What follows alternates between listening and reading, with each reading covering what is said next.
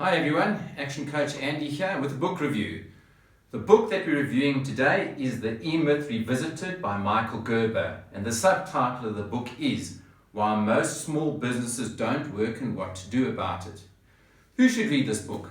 I think it should be compulsory reading for anyone that's thinking about starting their own company, or any entrepreneur or business owner that has started their company and is struggling or has got a little bit of a way, but the business is dependent on them.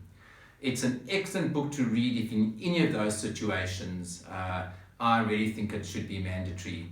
Why do I think it should be mandatory? And that's because it exposes the myth, the entrepreneurial myth, that people that start a business because they are technically good at something will be good at running the business that contains that technical bit.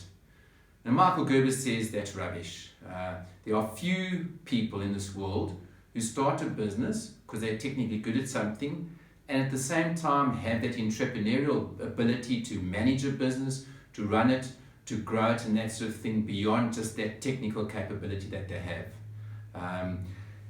He talks us through the different stages that a business goes through, from when in infancy, when the entrepreneur, the person who started the business, is the business. You can't separate the two, down to becoming more like an adolescent and teenager, and the normal challenges that one experiences as you grow a business, the identity of the business, etc.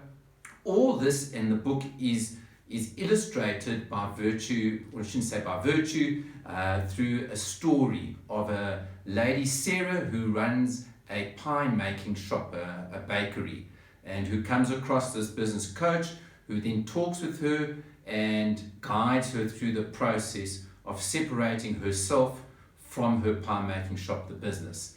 So Michael Gerber says that there are three personas of everyone, and that's the technical person. The person inevitably is the reason the person started the business, the manager inside the person, as well as the entrepreneur, and that these three have different aims and fight against each other, battle against each other. Some of the things that Michael advocates that you should be doing in order to build a business that can work without you is to start with the end in mind. To start at the beginning and say, when will your business be finished? What will it look like at the end? To paint a picture of that, he talks about putting an organogram in of how your business will be when it's finished. And he talks you through that. He suggests that you consider your business as the first prototype of a potential franchise. And that's a great idea to think of how to start a business. Why is that a good idea? As Michael points out, you will then build systems in your business. You won't make your business dependent on you or on key people, because you'll be putting systems in place. So Michael goes into quite a lot of detail about systems. How do you put systems in place? What sort of systems? He goes into quite a lot of detail about the end goal, the vision that you have, the why that your business is there. He talks about the fact that your business is not your life and that your business needs to support your life goals. He also talks more about working on your business and not in your business, and also talks about having the customer at the center of whatever you do. So in short, that's what the book is about. It's an easy to read book. It's an excellent book. I think the major benefit of the book is that for anyone who's a business owner, it will challenge how you think about yourself and how you think about your business. For me, one of the best quotes from the book is as follows. Don't you see? If your business depends on you, you don't own a business, you have a job. As Brad Sugar says, where you'll be in 5 years' time will depend on the books you've read, the people you associate with, and the actions you take. So let's talk about how we can take action to implement the learnings from this book. How easy is it to put into action?